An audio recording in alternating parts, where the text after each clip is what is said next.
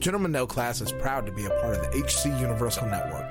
Gentlemen No Class is produced, mixed, and edited by M5 Studios.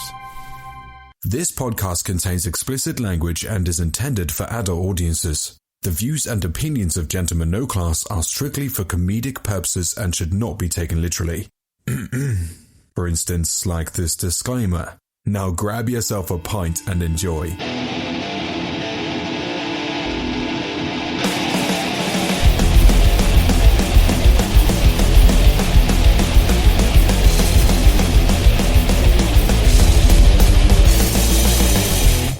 Ready to go, Donnie. Welcome to another episode of Gentlemen No Class, a podcast. And when the going gets weird, the weird term pro, I'm Jake. Paul. I'm Rob. And like it or not, gentle ladies and gentlemen, we are the hosts for this tonight's episode. I was going to say this evening's episode. But I don't Paul's not going to talk much because he's stuffing his face full of pizza. Yeah, you got a little bit on your mustache right there, Paul. So welcome to week 17 of the coronavirus lockdown. Wow. Week 17? No, it's not. It's like week 7. Yeah, It feels like it, right? Yeah. Is it? Well, I don't know. Is it May or no, August? It's May. And you know what sucks? In a couple of weeks, it would have been Comic Palooza. Yeah, it does suck. Yeah, no shit. But R.I.P. for 2020. Yeah, and Fandemic too. Yeah, well, David was going to do it before. Coronavirus or not doing it canceled, probably. Yeah, I mean, Fandemic, I mean, it's... Corona wasn't working last year. What was their excuse? I don't know. That's fucking I don't know. We got promised an interview with Jason David Frank, and we got shafted on it. You remember that? I think I do remember that. Why you remember we drove all the way to the Galleria. Why you gotta bring up old shit? You're right. You're right. No, fuck them. We're not doing that shit anymore. Fuck Fandemic Tour. They suck. I don't think you ever burned bridges, though.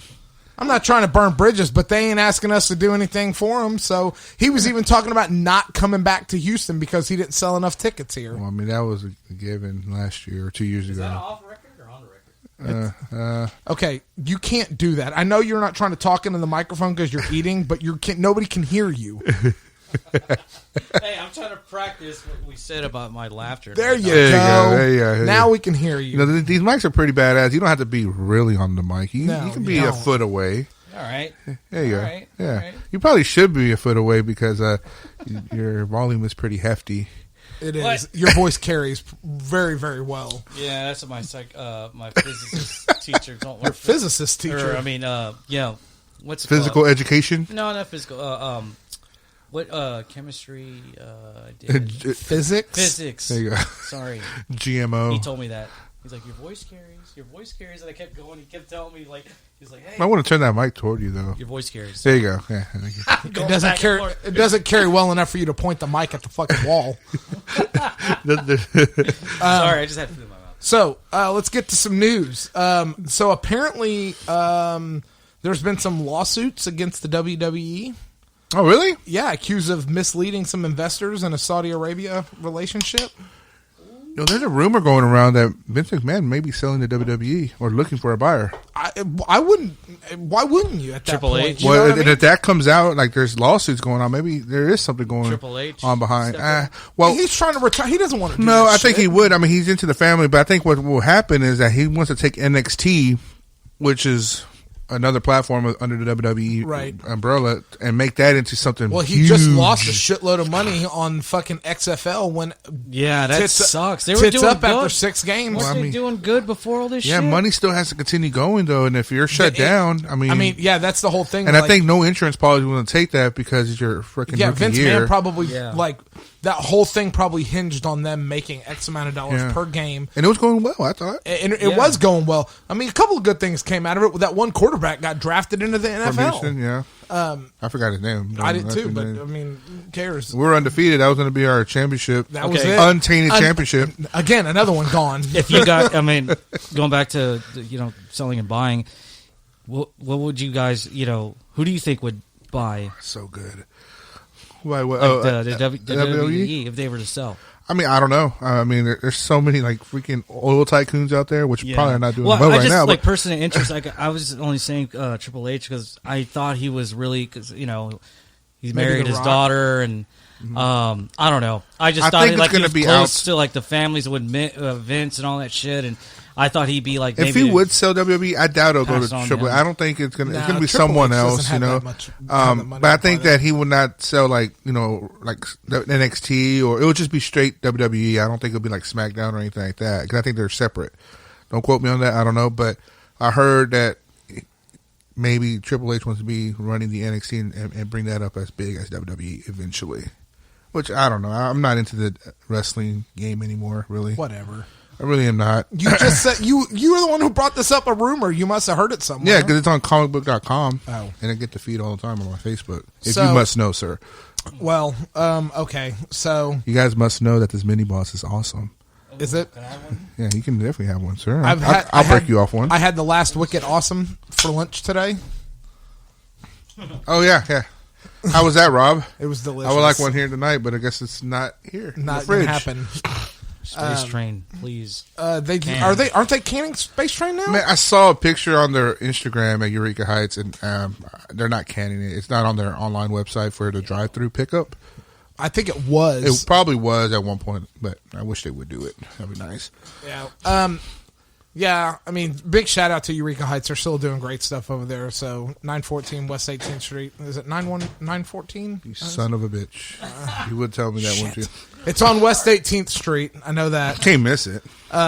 It's maybe. Yeah, they're doing drive-by pickups. You get tote bag right now. If you go buy a case, go buy a case. You get a nice canvas tote bag from Eureka Heights. I'm trying to talk Evan into letting me use their intellectual property and making some hats. Oh, nice. I was like, because I want a red hat, and he's like, "What do you want a red hat for?" I was like, "Because I don't know. I like God damn it! I like red hats." Oh, that makes sense now. And red does look good on you, Rob. Actually. And anyway, it wasn't flying, so he was like, "I don't know." I was like, "Well, I'm just going to do it anyway." They have these. I think they're called tackers. I don't know. I think it's like a magnetic pin. And it has they're. I thought they were signs. Nah, like that one. Oh, are they? They're tack up metal. Is signs. that what that is? So. Shit! If that's the case, I'm gonna go swing by and get one then. Yeah, that's that. The Buckle Bunny sign is the one that we used to play pin the tail on the Buckle Bunny. That's not bad for $25. For $25, that's not bad. I think that's what I paid for that one. Oh yeah, okay, yeah. I'm gonna swing by then. Get the mini boss. Yeah. Interesting. So yeah, big shout out to all the craft brewers and stuff like that, keeping Houston going, keeping this quarantine fuel flowing. Oh yeah. A couple other things. Jake, you could probably comment on this. Okay. Disney's just announced they're going to do a live action remake. I'm doing air quotes. Yeah. Live action remake of Hercules.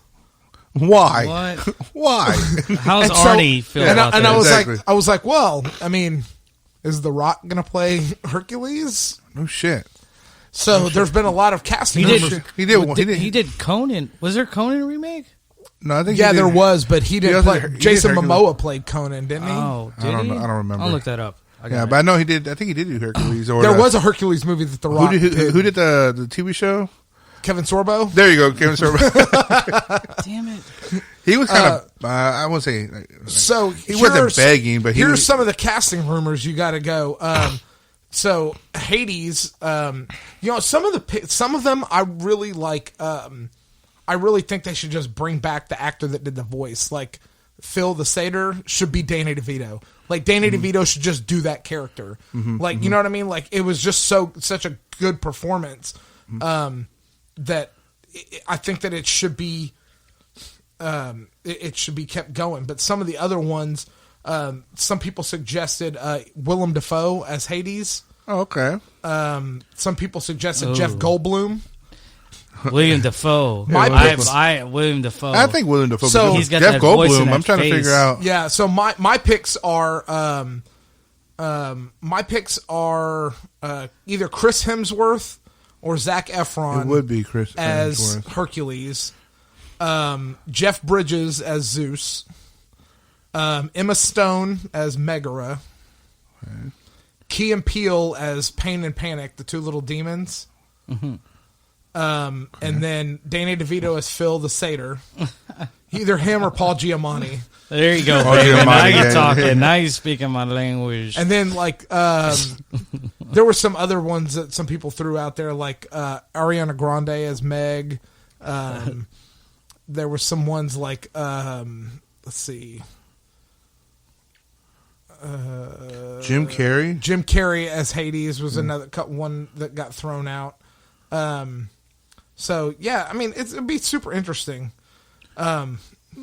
Yeah, why not? They're remaking. They're remaking all the other ones. All the rest of them have sucked. So I don't. I mean, hopes are not high. The Lion King one was fucking terrible. I don't care what you say. The only good one. It was terrible, but it's still worth the watch. I mean, is it? Yeah. I couldn't make it through it. Couldn't make it through it. I couldn't make it through Aladdin either. I never seen Aladdin, so I can't really knock on it. Yeah, Will Smith was fucking terrible as a genie. Yeah, I'm gonna go ahead and say it. You would say it. Why would I? Why are you putting that on me? No, because I don't know. Why? Because why? I don't know. I just felt like saying it. Oh. In other news, there was a rumor swirling around that they did announce that the third Spider-Man movie will have "home" in the title. Okay, so that's been swirling around, and there were some rumors that Charlie Cox was tapped to play Daredevil again. Okay, in the Spider-Man movie. And he came out this week and said, though. "No, yeah, that's not happening. Yeah, it's not happening. He should though. He should. I think that they should bring that over. I mean, it would be cool. Yeah, for sure. Have you watched all the Netflix shows? No, have not actually. I have a life. Sick burns. Have you? I don't know if it's out yet. Have you seen the Kevin Smith He-Man trailer? No, I have not. By the way, you were right. It was Jason Momoa. 2011. Conan Pretty sure I just watched that like last week. I'm running out of movies to watch. Damn. How dare you? I got like 2,000 movies. Yeah, but they're all garbage. Or I've seen most of them. They're all garbage. How dare you? Even Heavyweights? Spit at the hand. I need to watch Heavyweights. Spit at the hand that feeds you the movies. She would love that. That and Little Giants, too. Little Giants, that's good. Little Giants. Oh, that's a good one. Yeah, we have that, too. That's good. Ed O'Neill. Iceman. Icebox. Icebox, yeah. Icebox, yeah. Iceman is the what's that one mayor from New York back in the day? During 9/11. Michael Shannon. Rudy Giuliani. Yeah, he looks like the Iceman that they uncovered in Siberia. You know, so doesn't he look like Rudy Giuliani? Google him. Google the Iceman. Google it. And the Rudy Giuliani comparison, I swear. Other news, the Pentagon declassifited those UFOs again. Finally. And said that they were, came out and said, yes, we don't know what those are. So they're, what did Tom call? UAPs, unidentified aerial phenomena. So it's been all these years and, these things are finally coming out. The Pentagon's declassified these videos and said, that's a big deal. Even though they were out and we all saw them, for the Pentagon to acknowledge them as such, that's a huge deal. But what did they say? Like, it wasn't military. It wasn't us. Doesn't mean it wasn't another military. Well, exactly. Well, they said they don't know what they are. Yeah, that's what they said. They said this is not our tech, is what they said. Which basically, like, you wouldn't come out and say that unless you were 100% positive that nobody else had tech, anything like that, and you were pretty safe to say that's not our tech. We don't know what it is. We don't know what it is. You know what I mean? You don't want to put that out there to the Russians or anybody else and be like, oh, this tech exists. Somebody has it. You don't want to come out and say it's not ours, but it may be somebody else's. You say this is not ours, but we don't know what it is. Exactly. Take this the high road. Be safe about it. Put that safety net out there. Exactly. But no, come on. You can't tell me that does not look like Rudy Giuliani. I forgot I was supposed to do that. I thought that's what you were laughing at. Travis sent me a picture of somebody. This is hilarious. Travis Walton? Yeah, Travis Walton, yeah. Not Dozier, we keep in contact, man. He says the aliens are cool, man. Oh, Walton? Yeah, of course, yeah. No problems, man. Sounds like I got some syrup for him. That's fucked up. The scream is so horrific. You seen Fire in the Sky? No, I haven't watched it. We haven't. Yes. Watch it. But I've heard that it's terrible and it's not an accurate representation of... Get the hell out of your own studio. I've heard that mute your own channel. What sucks about that movie, though, like what Travis said, I read an interview. Walton, I talked about this. Walton, not Dozier. Yeah, exactly. Travis Walton, yes. He was saying that, unfortunately, because ID4, Independence Day, was coming out at the same time, and some of the aliens he did encounter were similar to what he described, like what they look like in ID4. I thought that it came out at the same time as Close Encounters of the Third Kind. No, this came out like 94. 94, something like that. Yeah, mid-90s, yeah. So there's a lot of compromises, unfortunately. So they had to change a lot of things up, and they don't want to think that like because of this movie's coming out, it's too similar to this, and want to stand out different. It just fucked it all up. I think what it was is because the aliens that he encountered were like humanoid. They looked like humans. Maybe with a little bit, bigger eye sockets and all. It didn't really look like. Didn't they have blonde hair too? Blonde hair, yeah. What's that Nicolas Cage movie? I just watched a really shitty Nicolas Cage movie with There's the so aliens. Many. Oh, The Knowing. The Knowing, That's yeah. pretty good. That's a pretty good movie. That's a fucked up ending, though. It is a fucked up ending. I watched pretty that plane crash scene was graphic, man. Yeah, it was graphic. Fuck me. Oh no, that one was okay. The one that I watched yesterday was Ghost Rider. Was right, Next. Yeah. Next. Have you seen Next? No. Oh. Yeah, where everything's like he could predict. Or, 2 minutes into the future. Yeah. It was hilarious. So many scenes like Jessica Biel. Like that's the scene, like the meme you always see of him like dodging the bullet. Like that. Get out of here. Get out of here. It's ridiculous looking. No, my favorite Cage meme is the one with his eyes. I think it's from Leaving Las Vegas. Or no, it's another one. No, it's from Vampire Diaries or something. Okay, yeah. Where he's that like fucking face. Yeah. Yeah. No, basically. That's hilarious. And he is the nephew of Francis Ford Coppola. Yes. Yeah. Yes, he is. But Francis Ford Coppola did not want him to use his name. Or you know why? No, you know why he didn't want to be associated with Coppola. He wanted he's a big time comic book fan. That's why he wanted to be a Ghost Rider. But he liked Luke Cage, and that's the reason why. He named himself after Luke Cage. Yeah, interesting. No, but did not know that. Have you seen? Tim Burton was going to do a Superman movie. And he's cast as Superman. It's hilarious looking. Yeah, he had long hair and everything. Well, I'm sure he's going to get his haircut. This was in the 90s? I think it might have been in the 90s or late 80s, maybe. This was definitely when Reeves was still alive. Thanks, Paul. Alarms. Sorry. I swear, every episode there's an alarm. Yeah, I wonder what goes on at like 9 o'clock. I take my you talking about this one? Taking zinc. Yeah, that's it. Yeah, it's from Vampire's Kiss. Vampire's Kiss. Load up that zinc and smoke that shit. Yeah. So I watched. I've been binge watching movies while I'm working. I'm running out of things to do. So the joys of working at home. So I watched this movie called Sucker Punch today. Have you seen it? I heard of it. It's all right. It's a complete letdown of a movie. Is it really? No. Like you watched it. They saw you coming. I know. I mean, it looked hot good. ass little anime looking chicks. Yeah. I bet you like that, Paul. Yeah, oh yeah. What was the main girl's name? A little girl, Baby Doll. Baby Doll. Yeah. There we go. Like you had that face of what's that porn star Ron Jeremy and Boondock Saints when he's at the jerk off station and the strip club. His sunglasses or some shit. Yeah. Fuck you.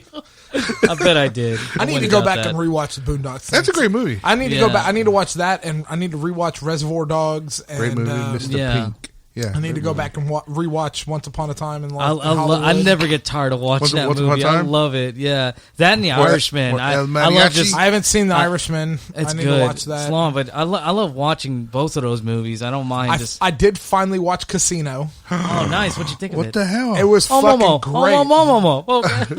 You like the movie? Yeah, it was fucking great, man. Fucked it all up. What the fuck? Yeah, I'll go get one of them Danish. She loves Joe Danish. Pesci saying, in the end, we fucked it all up. What the fuck? He's the one that was fucking unstable, going crazy. Oh yeah, fucking shit up. Everybody was cool.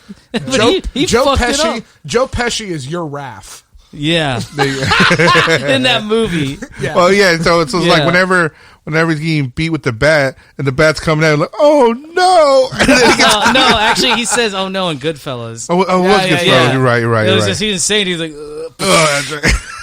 But it's funny because if you pay attention though, because in Goodfellas, Joe Pesci's character beats Billy Bats, that famous scene. The guy who hits him with the bat in Casino. That's the same actor who plays Billy Bats. So it's like Billy Bats getting his revenge. Yeah. Nice. That's but Goodfellas was before 1990. Okay. Yeah, Casino's 95. Yeah. Okay. Yeah. Yeah, it was a fucking good movie, man. Yeah. Like I expected it to go a different direction. Like Robert De Niro kind of got screwed. His character got screwed though, like the whole movie. Yeah. Because he I mean, he married a fucking hooker, and that's what happened. He turns to gold dust at the end. Man. Yeah. Yes. With the gold fucking get up that she fucking outfit, and she was shitty dead. haircut. And she still, I mean, he had it all set up. I mean, it was a good fucking movie, but like James Woods, yeah, looking great. The country card shark, a moocher, scumbag. Fucking love when he's this country club golf cart hustler. What does Pesci say? $100 to whoever hits the fucking. Oh yeah, $100 hits the plane. Fucking the fucking feds. It's a great movie. Yeah, maybe we'll do a commentary. I don't know if we can do a commentary on that. That's pretty long. It's okay, great, I guess though. it is long. It is a long movie. It is a long movie. It's easy for me to do commentary. Trust me. Yeah. And I watched all of the Fast and the Furious franchise. Yeah, you did. What? Except for Tokyo Drift, I refused to watch that movie again. Yeah, I was tell Josh he ruined that. Why did you movie. punish yourself? Well, because we watched the first one, then I like watching franchises because it gives me a continuing storyline to watch. You know what I mean? So, like, I was like, you can see on the Vudu account, like, I keep making these folders, like Underworld. Oh, yeah. I watched all the Underworld movies, like, and then Fast and the Furious. I watched all the Rambo movies. You know what I mean? Like, I pissed them off. I made a Westerns folder. I like Westerns. that one. I'm going to start watching That's great. those. Great. I love Westerns. I'm like, he's going to make fun of me because no, that was cool. Guy. Well, I didn't know you could do that, so I was like, well, maybe it'll help like organize them a little bit better. Just to get to the movie faster. You can have I didn't know you can make folders. Yeah, so I have like an 80s cult classics and Back to the Futures and John Hughes movies. Into it.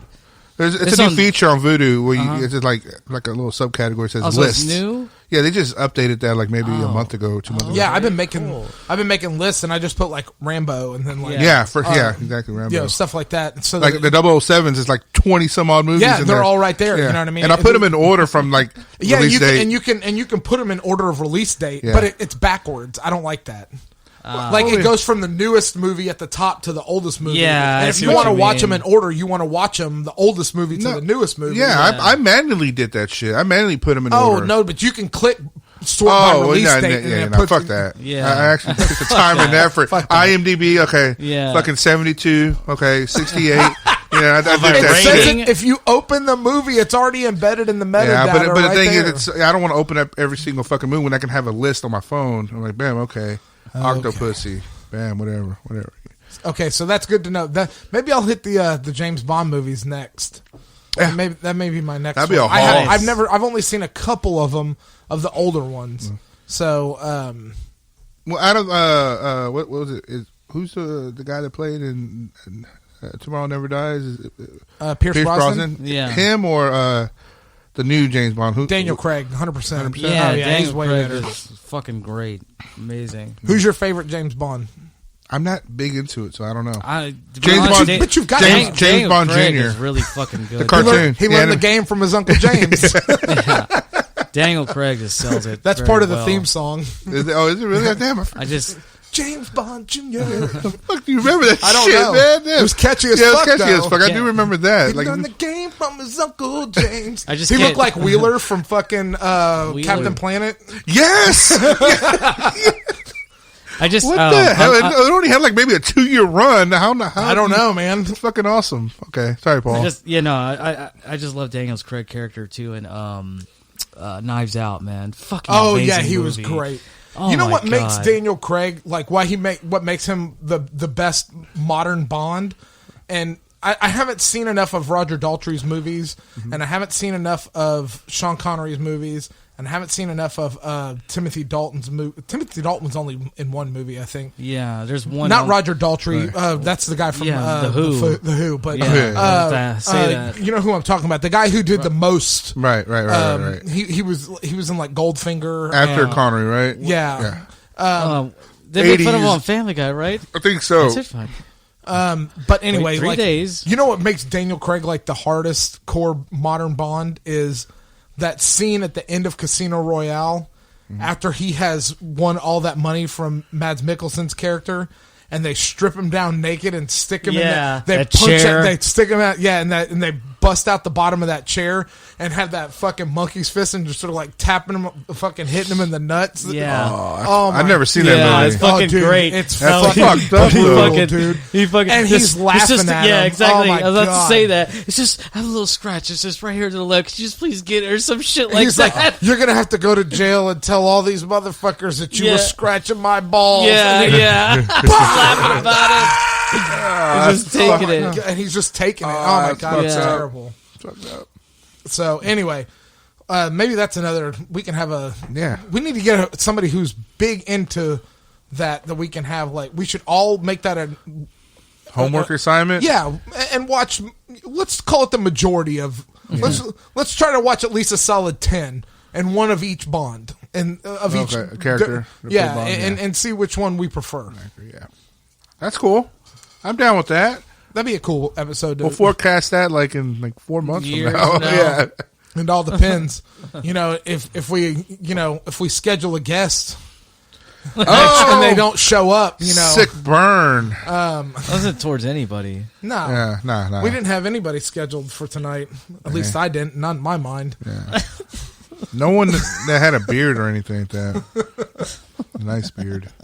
A sexy beard. So tonight I'm gonna run the podcast tonight because this is a topic that I wanted to talk about. Put that shit to a vote. I told Jake and Paul not to research this because I wanted to. Happily obliged. I wanted to quiz them on it because I think it's an interesting phenomenon that could have a couple of different causes and effects, and I wanted to talk about what could be the possibilities and the outcomes of each one. So tonight we're going to talk about the Mandela Effect, and so the Mandela Effect is named as such because it's named after the phenomenon of multiple people. And we're talking millions of people seemingly separated by, nothing connecting them, remembering specific events or specific things completely separate from each other, and swearing that these things happened, but they never actually happened. They happened a different way. And these things were remembered a specific way, and it takes its name from civil rights leader Nelson Mandela, who in the late 70s, early 80s, he was a civil rights leader in South Africa during the big time of apartheid, and he was jailed. And there are a lot of people, millions of people around the world that remember him dying in jail. Mm-hmm. He did not die in jail, though. He was released, and he became once apartheid was ended, they elected him as the president of South Africa. Right. And he died many years later after that. But there are people that swear up and down that they know that he died in jail. They remember specific events and things surrounding that and ramifications of it. But there's no evidence to back it up. So this effect goes on and on. I've gotten a couple of examples. I wrote down some examples. Yeah. After some things, and some of these are just like some of these are not as like push forward as Nelson Mandela. They're not like in the forefront like that. But I'm just going to kind of quiz you guys on a couple of things. And we can talk about what the correct answer is, and then we'll kind of go from there. And remember, a lot of these are not like what they are now, but what they have been. Right. Like, can you remember back 15, 20 years ago when you were a kid, basically? So you're going to be trying to tap into like your memory from when you were like a preteen or whatever. Okay. So. Peanut butter. Yeah. Was it Jif or Jiffy peanut butter? Jif or Jiffy? Jiffy. Yeah, I think it was Jiffy. It was never Jiffy peanut butter, ever. It was always Jif peanut butter. And I did that because Mandela Effect in effect, because Paul said Jiffy. I'm like, all right, it's Jiffy. That's not how it works, is it? I don't think that's how it works. We'll get into that. We'll get into that. Okay. Looney Tunes. Yes. Was it Looney Tunes like TOONS, tunes like cartoons, or tunes like in music, TUNES. No, TOO. TOONS. NES, I think, or I think it's TOONS. Yeah, like cartoons, like Looney Cartoons. Like Looney Tunes. Yeah. No, it's Looney Tunes, like the music, TUNES. Whoa. Always has been. I'm fact check you, sir. Now go ahead. Interesting. Next one. Bullshit. Yeah, bullshit. Curious George. Lying. Yeah. You know who Curious George is? Yeah, The beloved comic, kids book character, the monkey. Yeah. Does he have a tail? Yes, he should. He better. I better not get this shit wrong. He did. He had a tail. He does not have a tail, and has never had a tail. Hey, I don't watch that shit every day. That fucker's fucking got a yellow fucking handler anyway. The books. Yellow wearing handling. Back to kids books. Fuck him anyway.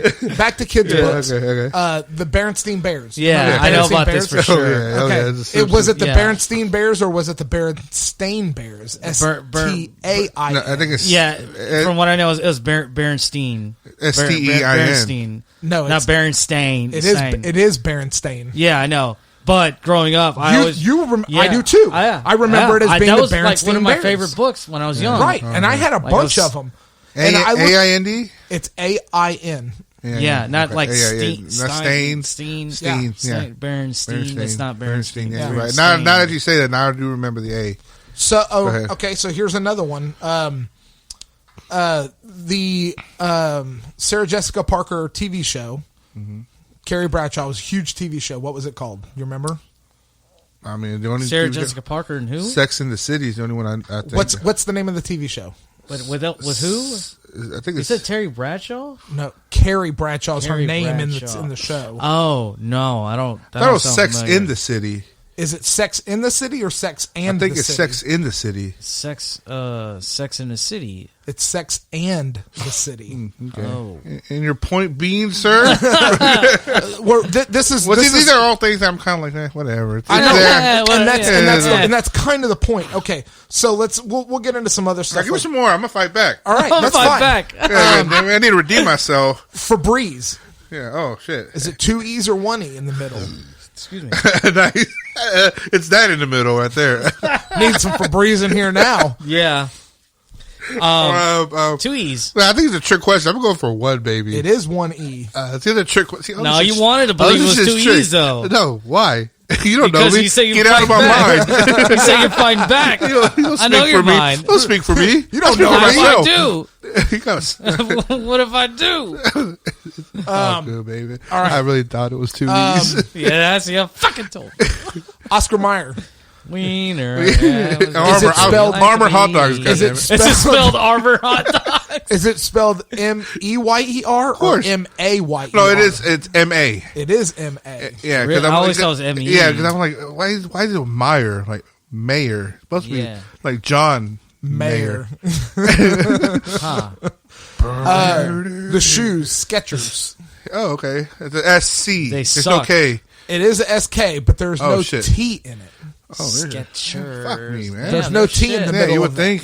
Tomato. I got you. I give you one, man. Fruit Loops. The cereal Fruit Loops. How do you spell fruit in Fruit Loops? It should be FRUIT. That's the correct way to spell it. Okay, but it doesn't. So let me see. It's FRU with the fucking a German accent over the U. That's for the long U. It's an umlaut. Umlaut. Well, I'm not white. So no, it is. It is FROOT.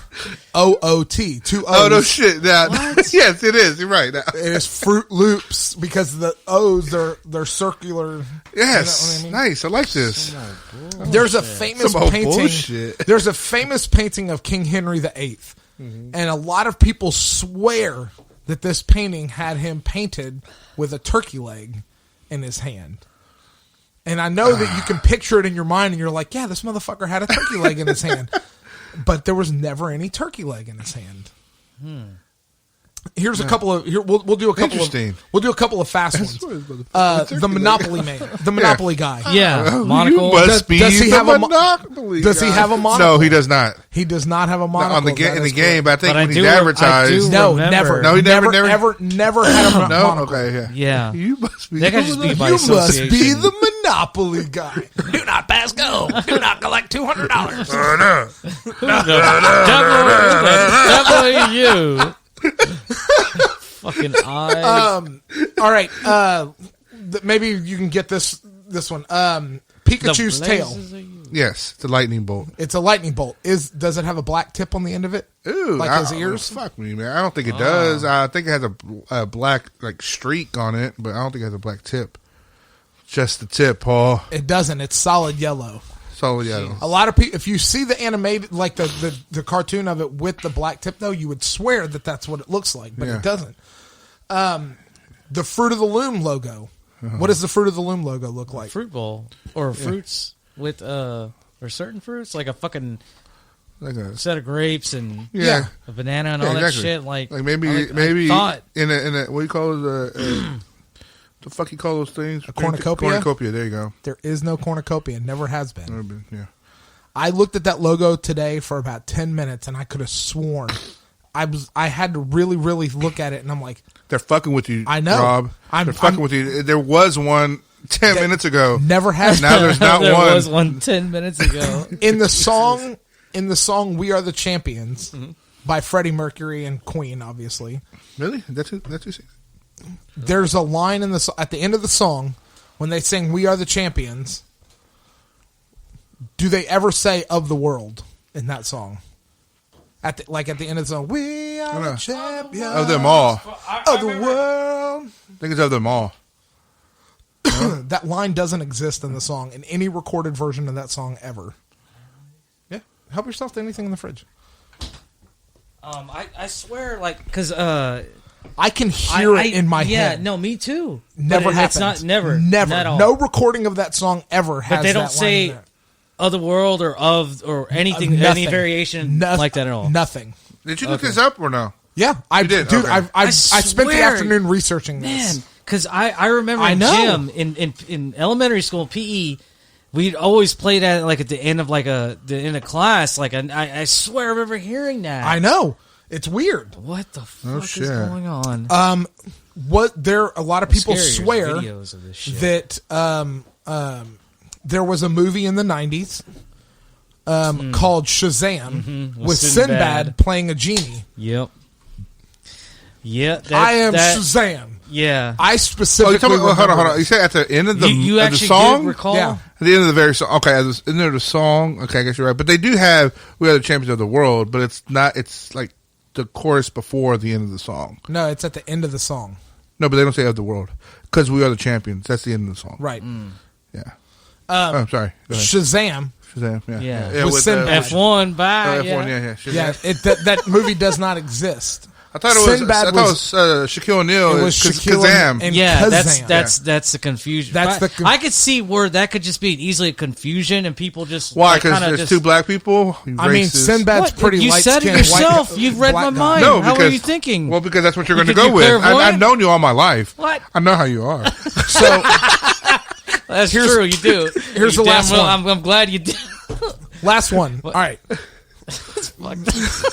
Because this was kind of not recent, but like it came up in the news. Tiananmen Square, the picture and the video of the tank man. Yeah. What happened to him? Got ran over. No. He it show. Well, from what I remember, he's like he goes in front of it and he moves left and the tank moves. Tries to move around him. But there he you gets go. in front of him, remember that. and that's all I remember. That's from what I can recall. Right. So what's the deal with this they did a dance number? Yeah. A lot of people swear that there was no more video of that because the Chinese government censored the tanks running him over. Yeah. So he actually did get run over? He did not get run over, but a lot of people swear that that's what happened. But that's not what happened. You're correct. He moved around. The tanks tried to go around him, and he moved around them, and eventually he was moved off out of the way, and they kept going, but he did not get run over by those tanks. But a lot of people swear that they remember that he got ran over by those tanks. Yeah, because I think they actually try to track the guy down, and there's people or people claiming that he was the one. Was kind of hard to prove. Yeah, it is is hard. Did they make fun of that in Family Guy? Yeah, the first season. Screw this, man! I just came here for some. I came here for the fireworks. Some shit. I came here by the fireworks. God damn it! Yeah, that was the first season too, man. The golden age. So, those are the examples I have of the Mandela Effect. You can see like how it differs from person to person. Yeah. Now, why does it differ from person to person? Now, there's a couple of different theories on this.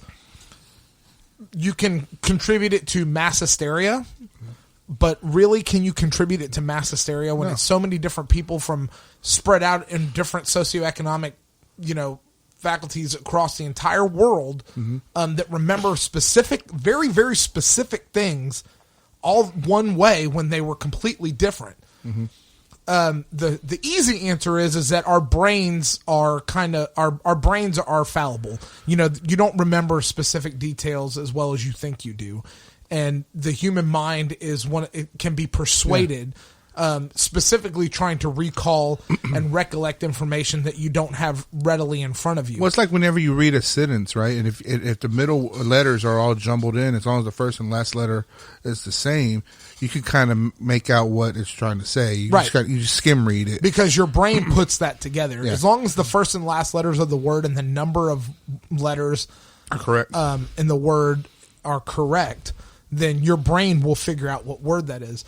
It also comes into effect of things like when you're like witnesses on trial, leading questions. People that are master manipulators can make witnesses change details of their testimony by leading them into different details and making them question what they thought they remember seeing. Right. Like for instance, what's that one Netflix special where the kid gets questioned by the agent, and he's like, "Am I gonna go home? I want to watch WrestleMania." Oh yeah, fucking Brendan. From Steve Making of a Murderer. Yeah, Making a Murderer. And and really, he's just dumb as shit. Yeah, and they got him to confess something. Yeah, they did, and it was he wrote out a confession, and he was like, I just want to go home. Can I go home and watch wrestling? Oh yeah, we got a live one here. So Tom Segura has a whole bit about that. It's hilarious. You got to listen to it. Yeah. So a lot of people chalk the Mandela Effect up to that. That the human mind is easily persuaded one way or the other, but a lot of people say no, like I remember like this very, very vividly. Like this is a lot of people have what they call hyper awareness, or I forget what the actual term for photographic memory is, but a lot of people have that, and they're like, no, I remember specific details about everything, and I remember this very specifically. And there's some people that remember details of events one way, and there's people that remember details of events a completely different way. And it all seems to trigger around one specific, thing of that event or time or something like that. And so there are a lot of people that chalk this up to the many worlds parallel universe theory. Okay. And so I was reading an article online when I was researching for the show that started talking about that, and it really got me into a deep dive on YouTube and reading some articles and stuff like that. I actually had to go I actually paid to read this fucking article. Nice. So, because I was really interested in this theory, and I really wanted to make sure that I got things correct. And we've been drinking. I probably am going to fuck this up. Okay. But I can't wait. I forgive you. I don't.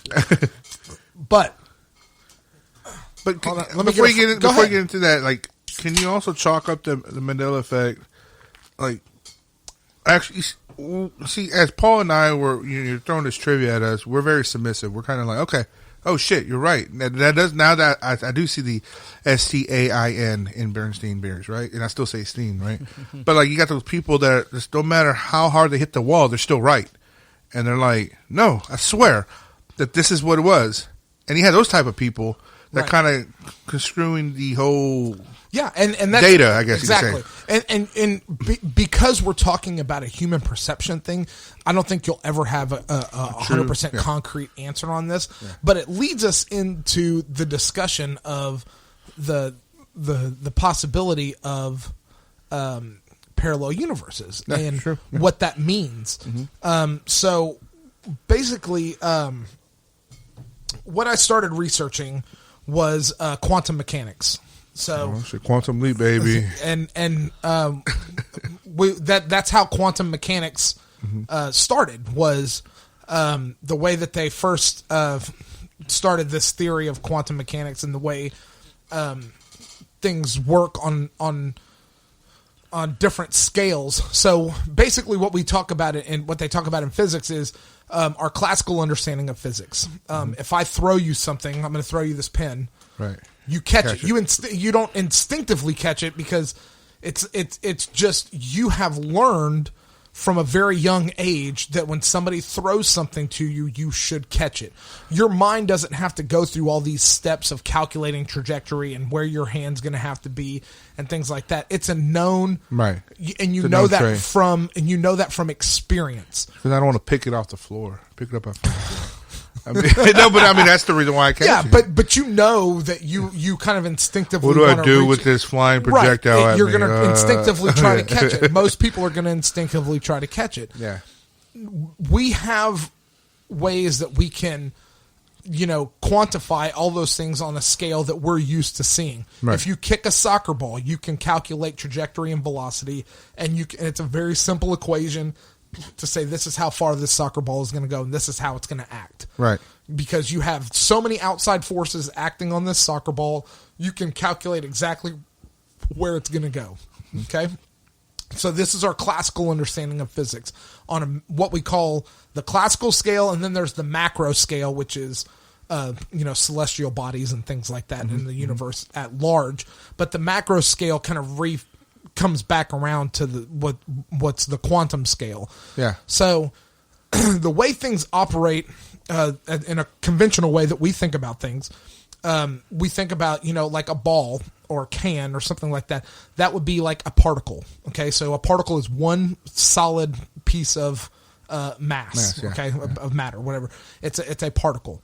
The way that operates up to, when you shoot a bullet, a particle, at this, it's going to act like this. And every single one of them, no matter how big that bullet is, calculating for mass and, things like that, and gravity and all these things, it's going to act a certain way. You can quantify that this is how this is going to act. Right.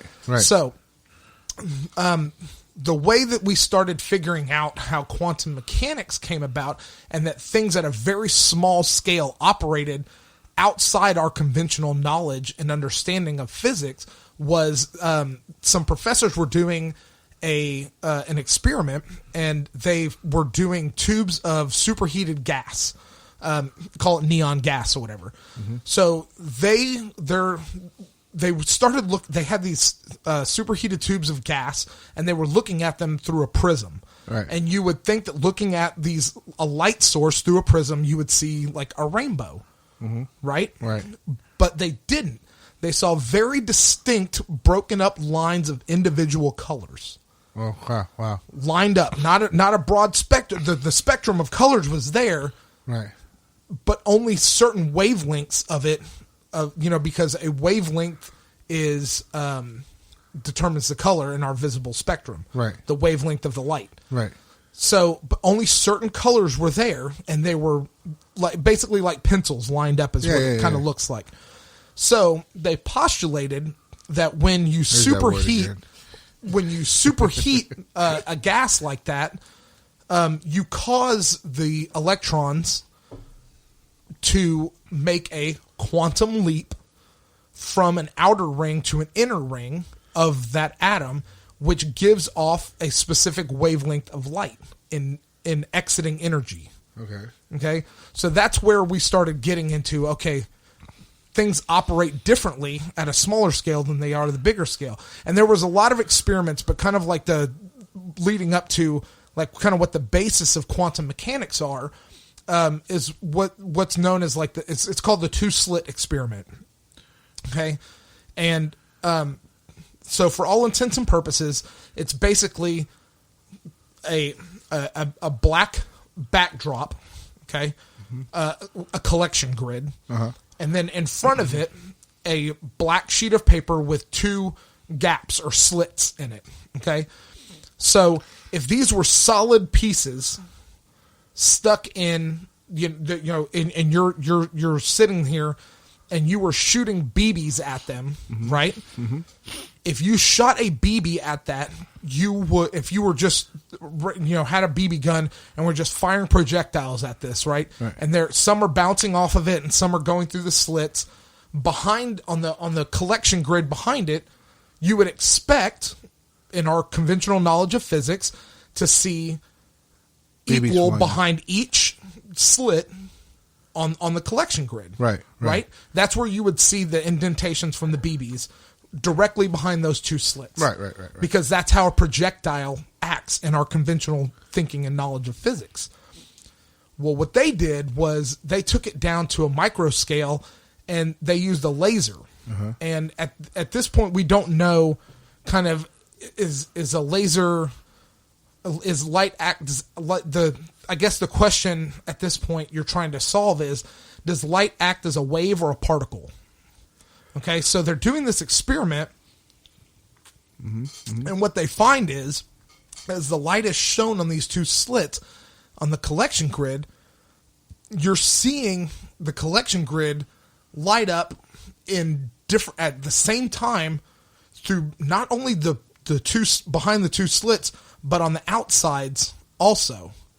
In equidistant spacing, you have about 6 different lines. Right. Well, why is that? If light is a particle, it should act like a particle. Right. It should not be able to go through. And this is not just we're talking about shooting photons, and we're talking about shooting like 1 photon per every hour and a half.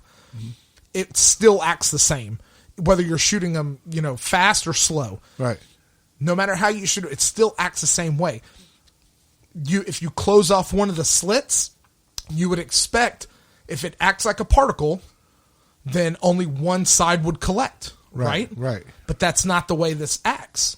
It acts more like a wave, where, like, if you talk about waves in water, constant flow of waves, and you put a wall with 2 gaps in it, or you put a wall with 1 gap, let's say 1 gap in the middle.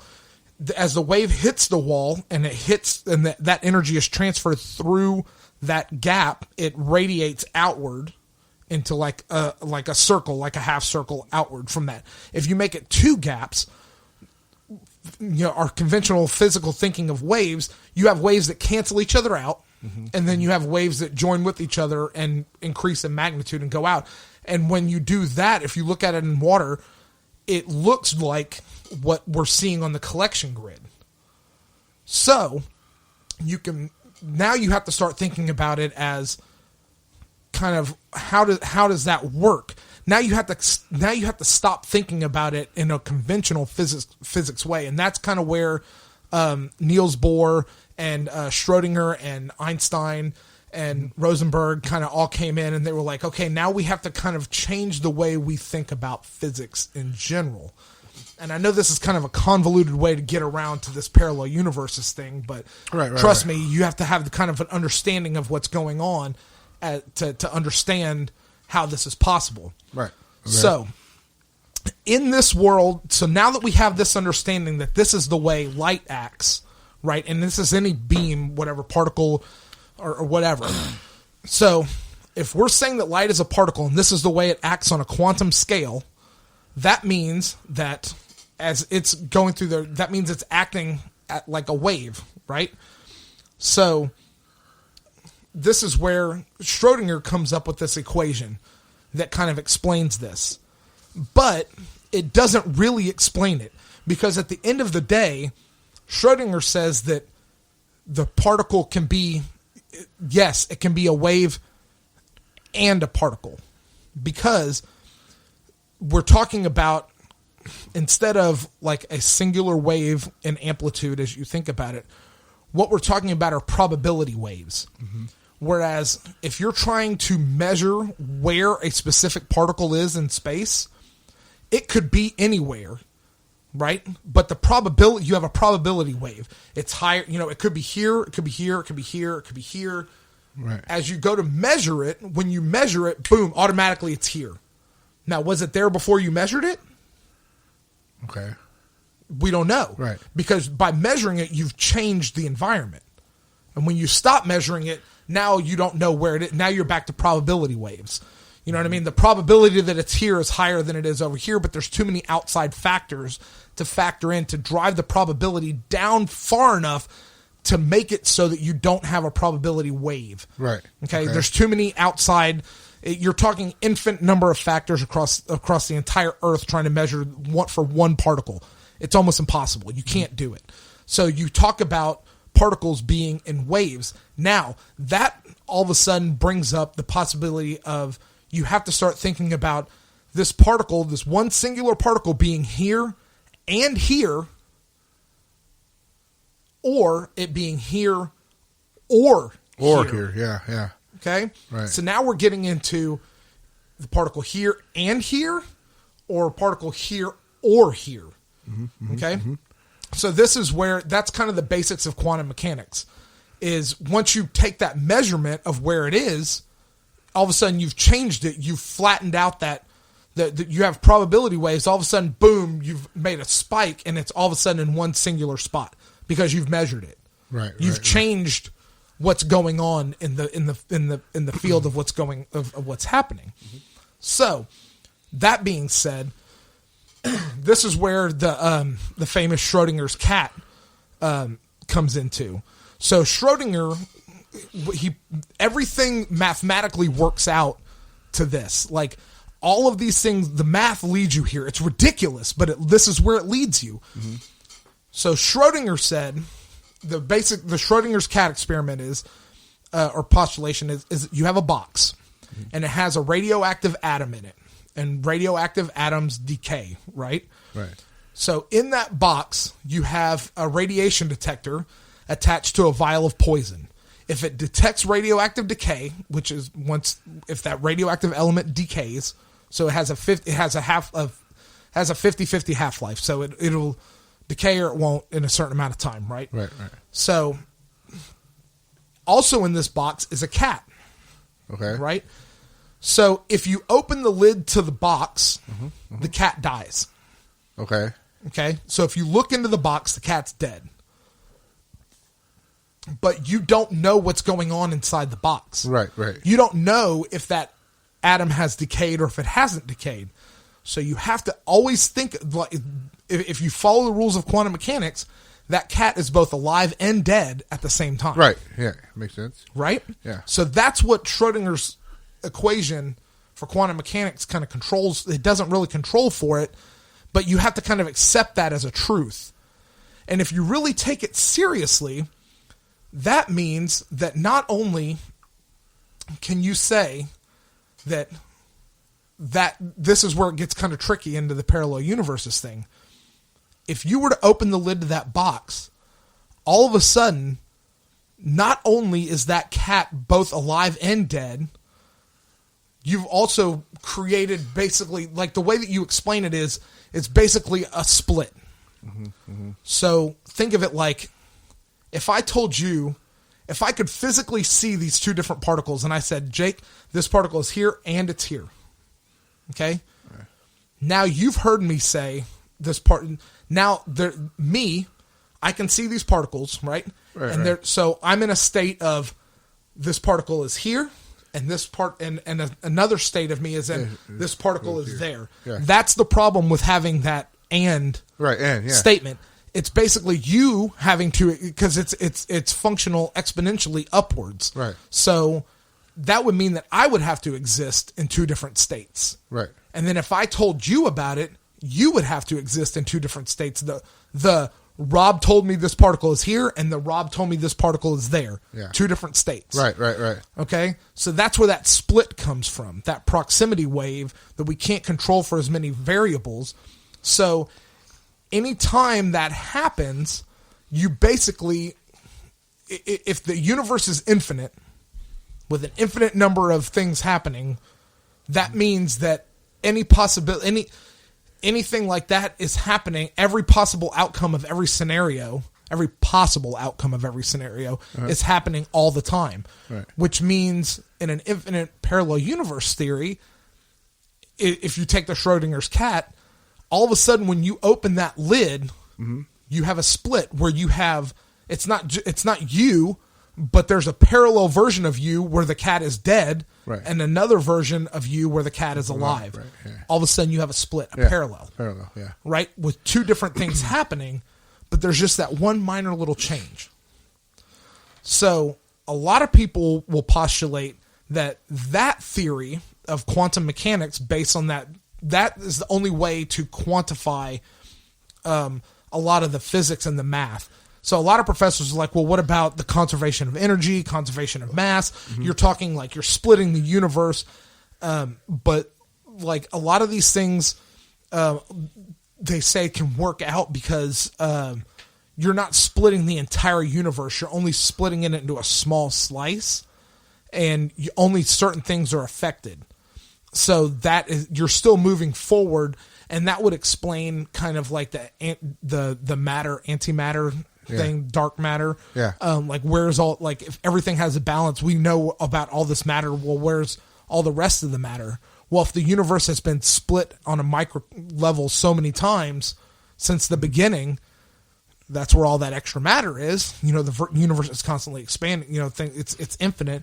That's where all that would be. Yeah. You know what I mean? And we can't see the end of the universe because light only travels so fast. We can only see what at the edge of it. Right. So that being said, those parallel universe theory is where people start building into this effect of where that's where the Mandela effect comes in. We're talking our brains, because a lot of people also think that the universe operates at frequencies and vibrations. So being that we're so close in frequencies and vibrations with all of our other parallel selves, sometimes things bleed over a little bit because the human brain is a very sensitive electronic organ. So that's another like really convoluted postulation behind this, the Mandela effect. Shit. Okay. I probably shouldn't have drunk any beers. It'd be fine. You got the gist of it. I'm trying to that. I got the cliff notes. Cat. There's something I'm looking up. I don't know. I just want to see if it has any relevance to this. Like, just keep going because it's really interesting. I'm listening when you were saying. No, what is that called again? Like Schrodinger's cat. But yes. There's something came to mind. But so Schrodinger didn't come up with that experiment to try to explain it. He came up with that to show. Exactly. Just how he came up with that just to kind of show how ridiculous the quantum mechanics formula is. Right. It's like, do you realize that like in a real world scenario, this is what this means? Yeah. That this cat has to be both dead and alive at the same time. That's what this is explaining, because it's not quantifiable. You can't say that like this is in the real world. It doesn't work in the real world. Like we know it, it doesn't work, but all the math leads you here. It doesn't go anywhere else. Right. Everything can be quantified by that equation on a quantum level. And if everything on a quantum level can be quantified by that, then it has to ripple upwards. Yeah. We've already talked about that. It has to, because it would be against all of our conventional. We have a lot of evidence that says things move and act in a physical plane in a certain way. There an overwhelming amount of evidence to be able to write all the physical laws of nature to make these things work on a certain way. You know what I mean? Right, We'd have to rewrite all of those things, and we have a lot of super compelling evidence that says that that's not right. That we can't rewrite physical laws. Right. So of course not. It's the well, most. Can. I mean, well, you can, but then it won't work on a macro scale. Right. The bigger you get, then things start falling apart. The bigger numbers you start using, then the equations stop making sense. I know, yeah. So the beauty with this is that it basically says that because you're using proximity waves and you're using, or probability waves, not proximity, probability waves, because there's too many outside factors to influence in, that if you could narrow all of those other outside factors out, then you would be able to get, instead of a probability wave, you would have just that one spike where in reality this is where this particle is. And not, it could be here. The probability is higher here. This probability wave is moving, but it also has to have an opposite probability wave, right? So it has to be two separate probability waves. But if they're two separate, this is where it kind of gets convoluted, because you have to have two probability waves, but then they're the same wave because the universe should be operating at the same wavelength. Right. So it's the same wave in space. But your particle, like basically when you're talking about a quantum particle and you're trying to define where it is, you have to say, it's probably here, but it could be here. So you have to say, is it here and here? Or is it here or here? Yeah. And you kind of have to use both models to be able to explain physics as you get bigger with things. So that's where you have to, and basically in the laws of physics, they have to work at any scale for it to be a physical law. Right. You know what I mean? Makes sense, yeah. So that's why a lot of these laws of physics are being questioned, when you start bringing in quantum mechanics and things like that, because they just don't work correctly. So you have to, there's some kind of variable that they're not factoring in, basically. And so if you have that, and you have like this infinite parallel universes, because any time you make a decision, if any probable outcome actually happens of any decision, then that's another micro split in the universe. So that's another slightly different parallel branch. God damn, it's mind-boggling, man. Yeah. just to sit there and just think about the possibilities of any different decision, anything. That's why they say it's infinite. It's an impossible number. It's not a number. It's not something you can wrap your head around. Yeah, you can't necessarily grasp around it. Right. In other words, it's fucking mind-boggling. Yeah, like, God damn, man! What do you do to me right now? I'm fucking the same thing. Like usually I average about 8 beers an episode, and I'm like halfway into one beer when you're 30 minutes of talking, man. It's like, that's crazy.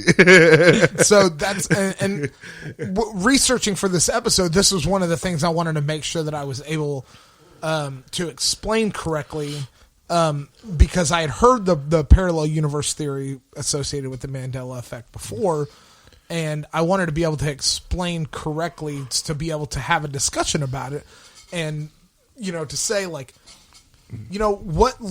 because it brings up so many other things. You know what I mean? If that's true, then that means every decision you've ever made, you've made every decision anyway, every single time. Yeah. Like if I'm sitting here trying to decide whether or not I'm going to have a sip of this beer, I've already had a sip and I already haven't had a sip. It's already because if the universe is infinite and time is infinite, that means that every outcome, every decision of everything is happening all the time. Yeah. Yeah. That's funny you say that, because I think you're always going to want to sip. I think about that all the time. Like, I'm just talking about like different parallel universes. Like, if I didn't make this decision, or who I am today, and like of course anything, of course.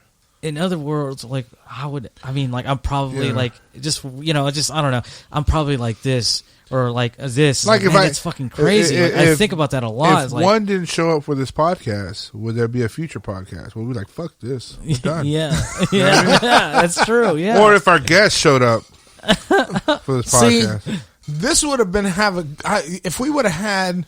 You know who would have been nice to have on tonight? It would have been nice to have Chris on tonight. We should invite him to a show. We should invite him to a show. Because to a show? To an episode. To an episode. Because I think this would have been a good episode for him to chime in on. I'll reach out to him, see if he'll show up. I mean, he'll come.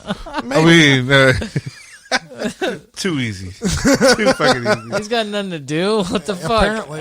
Like the most of us. Oh, some of us. Anyway. So, I mean, it brings up a lot of questions about a lot of things. So, it also brings up if you have an infinite universe and you're tapping into parallel universes of that infinite universe. Jesus. So one of the things that ultra fucking interstellar talking about Einstein and Rosenberg, theoretical physicists, talking about theoretical astrophysicists, talking about black holes and stuff. They're the ones that came up with the idea of an Einstein-Rosen bridge. So an Einstein-Rosen bridge is basically two black holes that connect physically, connecting two different points of space-time. Because if you have something that's so heavy to create a black hole, it has to go somewhere. So it would make sense that if you had multiple black holes all over the universe and they're compressing down space-time so much, and you can think of like gravity in kind of a two-dimensional sense. Think about having a sheet stretched out in the air, 4 people holding each corner, and it's tight, right? And you put a basketball in the middle of it. It's going to roll towards the middle and deform the sheet where the basketball is, right? If you put a bowling ball, it's going to do it even more because it's more dense and heavier. And then exponentially, talking about macro physics, everything on the same scale, if you kept packing mass into that same spot, it would keep pulling the center of that down. Space-time can't rip, theoretically. I mean, we don't know if it can or not. That's a whole nother thing I haven't gotten into, but theoretically that's what a black hole is when you have something that mass is so much that it condensed into one spot that it's pulled down and down, down, down.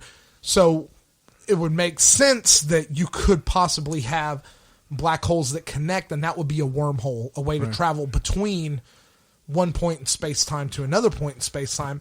But if you're talking about parallel universes and what we were just talking about with quantum mechanics, if that was to happen, technically you would be traveling to a parallel universe, not your own universe. Right. Isn't it like what they mentioned, like that sucks. Getting a point A, point B on a sheet of paper, and then you folding that piece of paper. Event horizon. And you're like, it's like the wormhole. Yeah. And I mean, that's Einstein's theory, isn't it? Yeah, that's the Einstein. That's an Einstein. You Rosen fold the bridge. Plane pretty much, and you're able to shoot across time or space, like travel. Instantly. You're bending space time. You're creating a singularity that is. That was the basic premise behind the movie Event Horizon. Do you remember that? No, I've never seen it. So I've seen it once at the theaters. Yeah, it was just fucking. It's really fucked up. Yeah, it is. That's what was hard for me to grasp. I couldn't watch it. Watch it now as an adult. After we just talked. I don't know if I want to do that, especially recently. No, I think I'm right on that. It's basically Rogers. The event horizon is the point of around a black hole where. You no longer see light. You know what I mean? That's basically the edge of the black hole. Now, if you were to throw something into a black hole, you would never see it go into the black hole if you were looking at it from a distance. Because time slows down exponentially the closer you get to it. So like if you threw a clock into a black hole, just theoretically, like you were able to throw a clock into a black hole and watch it from a distance, like you would see time start to get slower and slower on the clock face until the point where it stopped. But and then you would never see the clock actually go into the black hole, no matter how long you looked at it, because time, even though it was physically getting closer, because you're so far away from it, and gravity has warped space-time so much at the point where that black hole is, you would never actually physically see that clock go into the black hole. Damn. That's fucking crazy. That's ultra interstellar. Yeah. That's fucking nuts, man. Yeah. It's crazy trippy shit to think about. That's Hollywood. That's Hollywood. No, it's not. No. And you know what's funny about Interstellar is one of the cool things about that movie, whether you like the plot on it or not, which I thought the plot on it was excellent. Yeah, great movie. They spent big bucks Hollywood on that to render. That rendering of a black hole in that movie is the most accurate rendering of a black hole. Yeah. They were able to spend the money because they wanted an accurate representation, and all these scientists were like, we don't have these millions of dollars to do. Nobody will grant us the money to do that. Like, we just study them, you know what I mean? Like, and they were like, well, we're making a movie with Matthew McConaughey. Like, here's a couple $1 million. Do it. Yeah. And so they did it. And so that's for that movie, they did that. And they had a lot of science consultants on there. Yeah, there's a book. There's one book that Nolan was using like as a reference for all the I guess when it came to the science behind it. It was heavily backed up by that book. Yeah, it's and really probably accurate. just amongst other things that you're saying, but yeah, wow, that's fucking crazy. That's the most accurate representation you get to a black hole. You'll see it. That representation of a black hole is used in any from then on. It's used all the time because it's the most accurate representation of what a black hole would look like.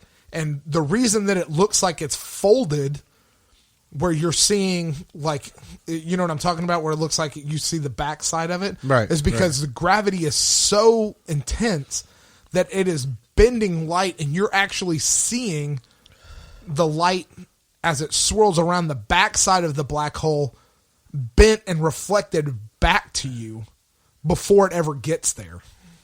Damn, that's why it has that around it. Yeah. Yeah, okay, no shit. It's called the corona.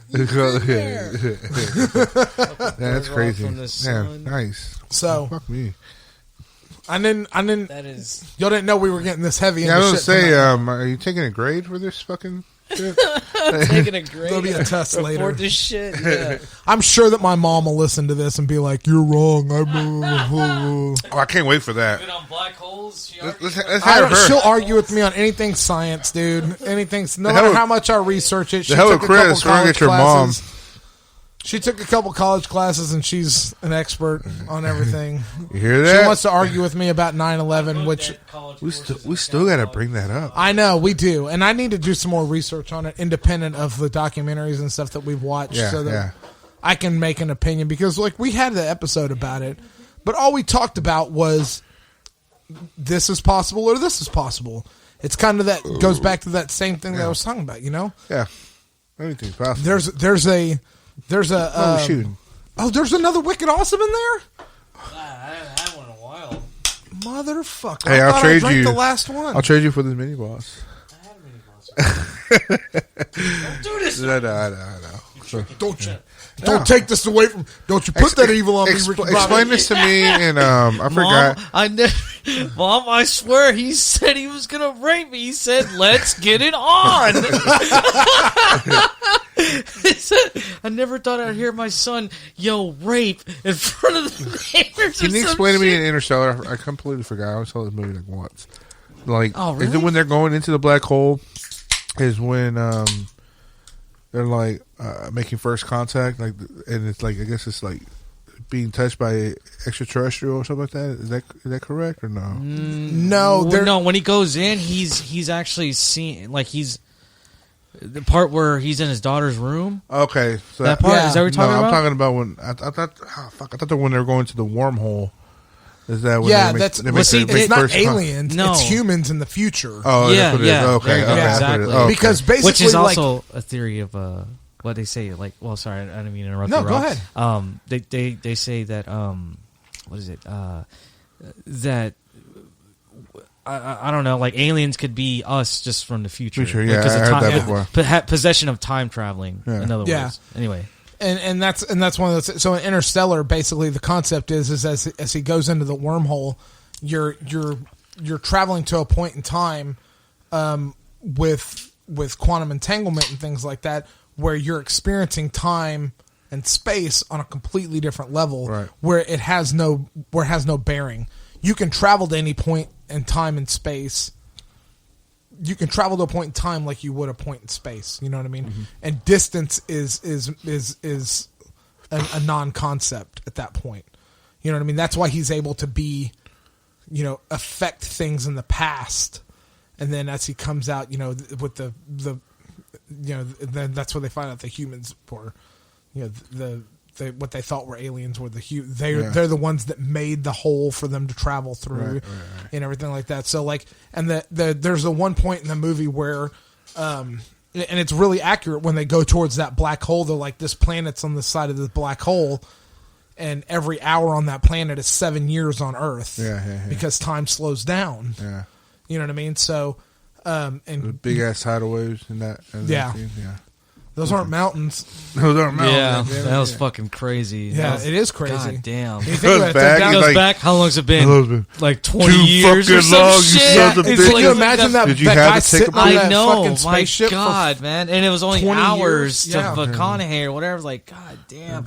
When I still remember when I first saw that, it's like, oh my God. And it was just fucking, I don't know. It was just unbelievable. Like, it was just how you feel, how it made me feel that moment, just him saying that, and the contrast between both of the characters of perception, it's mind boggling. Yeah. That's crazy. I mean, and that's the whole like the space and gravity and time and thing like that. That's a relativity thing. You know what I mean? There's some great TED Talks and things like that you can see on YouTube. But the simplest explanation that I can give you.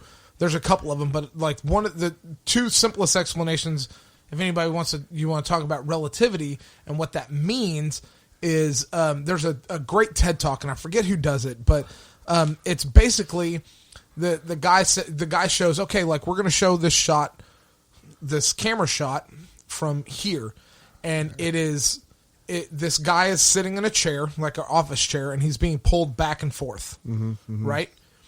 And he has a ball, and he's throwing it to himself. Right. Okay, he goes, we're going to show you this shot from a camera mounted on the chair. Okay, so you just see, and you see the background, the audience is moving in the background, obviously, because the ball's being thrown up and down. And everything's kind of black except for this bright white or yellow ball that the guy's throwing up. And they're using a computer to make a trace of the ball. So as he's throwing it up and down and being moved side to side, you see that the trace from his perspective is just an up and down line, and then an up and down line, and then an up and down line. When you move the camera to the audience's perspective and see it, it's a wave. You watch the ball go up and down and in a wave pattern. Exactly. And that's a really good explanation of relativity. Sure. It's the perception. The way an object moves through space is relative to where you are to that object. Exactly.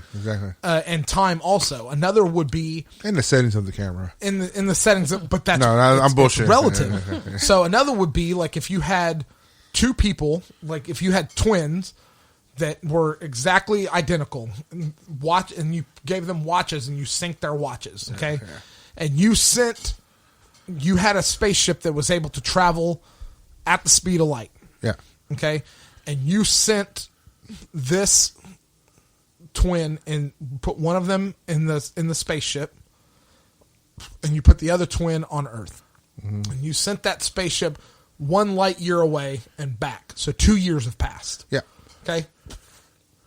And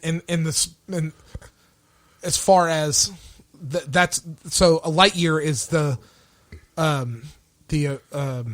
distance that light will travel, or the speed of light will travel in a year. Right. Okay. So that it's a measurement of distance. Right. So you send this 1 light year and then back.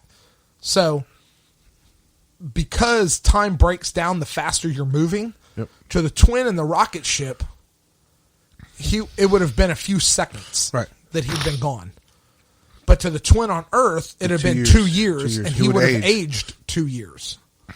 But the twin in the spaceship would not have aged. Yeah. It works better if you talk about like a 10-year mission, you're going 10 light years and 10 light years. Right. And to the twin in the spaceship, mere seconds would have passed and he wouldn't have aged. Mm-hmm. But to the twin on Earth, 20 years would have passed. Right. Kind of the same concept that you get with That's gravity. Why whenever you're able to develop technology that can go to the speed of light, you can time travel. Is that what it is? Is that what you're saying? I don't think that you'd be able to travel. You know what? Time travel, but I think that go into the future. Well, in a sense, I mean, you couldn't. You could move. You could. It'd be the same effect if you cryo freezing yourself. No, but it's the exact same effect. Mm-hmm. Think about it. You want to time travel to the future. You're stopping. You're basically stopping time for yourself, not for the world. Right. Yeah. Why not just cryo freeze yourself? You're still doing the same thing, but you're not having to travel the speed of light. To you, time would not have passed. You would have woken up and not have aged, but a couple of seconds. But the world would have aged around you. Right. That's not really time travel. I don't know that you can. I don't think that you can actually physically travel through time. But I think that you could use light and gravity to bend time and space time. Especially like if you think about a black hole, because gravity and light are so intense that you can see the light on the backside of the black hole before it even gets there, right? Mm-hmm. So you're seeing events before they happen, right? Uh-huh. So you could theoretically, if you could figure out how to do that on a smaller scale and controllably, you could possibly, if you had a lens big enough or strong enough and a light source more powerful enough, you could bend light and gravity to see into the future. Mm-hmm. But you wouldn't be able to travel, quote unquote, travel there. Theoretically, you could do that. That's what's scary about that Lazar interview with Rogan. He was claiming that these people have the capabilities, supposedly, of what the technology they had was to time travel. Yeah. And he was saying that if you have that, I think something else too. Like you can inflict your will upon anybody, basically. Like the fact that I know I'm changing the subject, but it's just mind-boggling. Like when he mentioned that, like it was like because it's just so raw, and like just hearing him say it, and let Joe letting him speak and explain what he's saying, what the government, whoever has this technology, basically they can this technology can also have like force fields and you can't penetrate it, and have that you basically as I said, you can force your will upon anybody, and you can do whatever you want. And the fact that you can time travel too, like that's what he was saying basically. Well, it's fucking nuts. As our understanding of the universe and physics grows, one of the things that is becoming more fundamentally clear is the fact of what we don't know about gravity and how it works as a force, what causes it, what is actually creating it, how is it controlled, what is what and all those things. And so Bob makes a lot of really good points in there. Yeah. Not all of them are, I don't know that all of them are valid. I think some of them are a lot of speculation on his point, but I mean, he's a smart guy and he's a physicist, and I mean, I think that he knows enough to know what he's talking about to a certain extent, and to where he's like, it's one of the things I like about Bob Lazar is he'll tell you, I don't know. That's not my field of study. I don't know how they're doing it. I'm just telling you that this is what I saw. Yeah. Yeah. Just straight to the point. I like that. It was awesome. So, I mean, it's there's a movie with, speaking of like the lens and the light powerful enough to where you could bend around, and see around the universe. There's a movie called, what's it called? I think it's called Paycheck with Ben Affleck. Oh, I remember that movie. That's basically that concept. What's it about? I forgot it. So he reverse engineers things, he's an engineer. So in that movie, they bring him in. He does these jobs where they're like, okay, we don't know anything about this, but we want you to reverse engineer this product, and they mind wipe him after he's done with it, so he doesn't remember that he does. Yeah. You know what I mean? And then they get him involved in like this one last project, and he doesn't know what it is, and he comes out the other side after 3 years, and it's usually only a couple of weeks. But he comes out the other side of it, and he's like, waiting on my $90 million payday, you know, blah, blah, blah. Goes, and they're like, oh, you didn't take any stock or anything. Like, you just had this envelope of these random items. And he's like, what the fuck? And he's trying to figure out why. Yeah. But all these random items help him through specific circumstances and situations. And he figures out that by building this machine that was able to look into the future, he basically, like, kind of like Minority Report. You know what I mean? You're seeing crimes before they happen. You're seeing things before they actually happen, and you're acting on them. And so you're basically, it's a self-fulfilling prophecy. Like, you know what I mean? Yeah. The machine predicts war, so there is a war. Well, the machine predicted war because, you know what I mean? So, if the machine wasn't there, you wouldn't have the war. So he sabotages the machine, and he's finding out that he sabotaged the machine before the thing was over with. But then, at the very end of it, you know, he wins, and then he finds out, he had the lottery. He bought a $90 million winning lottery ticket and hid it for himself at the very end, so that he does get his $90 million. Well, just like in T3, you think you kill the machine, but it's inevitable. The end of the world. In T3? Oh, yeah. He said Judgment Day is inevitable. Yeah. Like, you just postponed it. Yeah. No matter what. Then John Connor became an alcoholic. Yeah. Oh, yeah. That's what she say to him in the thing? That's the drug that we use to chemically castrate dogs. Yeah. Oh, yeah. What? Whoa. Yeah. Go ahead, take a look. That was just a... That was what's it called? That was a production value. Like, that was real production value. That wasn't an actual scene. He was really robbing a place trying to... Oh, of course, trying to get some fucking drugs in him. That was his audition. We'll use this. That was his audition. That was his audition. What? Just movie? Act like yourself. Yeah. Act like yourself. Yeah, well, so all these drugs. Who was super disappointed in Terminator Dark Fate when they were like, oh, dude, Eddie Furlong's going to be in this fucking movie. That's and fucked then up. It was Eddie Furlong as a kid. In the beginning. Yeah, and it was like CGI. Reused footage, CGI bullshit. No, I think they actually had to use some of his feet. Like, he had to go in, and I think he got like a check for it. I haven't seen him recently, but I know he doesn't look like that. Yeah, he was pissed off. He did an interview at a comic convention talking about his role, and he thought it was bullshit, you know, because James Cameron made a big deal about we're also bringing back Eddie Furlong, and everybody got horny off that. I got horny off that. Yeah. And then that fucking Terminator comes in there and blasts him, and you're like, fucked up. Which is fucked up. It's like, you would think that they would utilize his character because it's aged appropriately. Yeah, like he's aged. He's like in his 40s. That's what I thought too. You know what I mean? Yeah, that's true.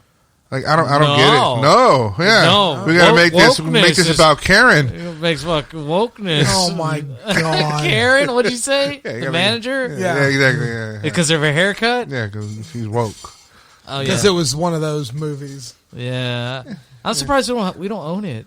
I have it. It's on Rob and I Voodoo. Yeah, not mine. Yeah. I thought Caleb might. You just got to tell me how to buy movies for that thing, and I'll start contributing. Oh, you just Venmo me the money because it goes straight out of my account. Yeah, is it really? Yeah, it goes right out of my account. Yeah. All right, cool. So if I see a movie on there, I'm just gonna be like, "Hey, I'm gonna buy this."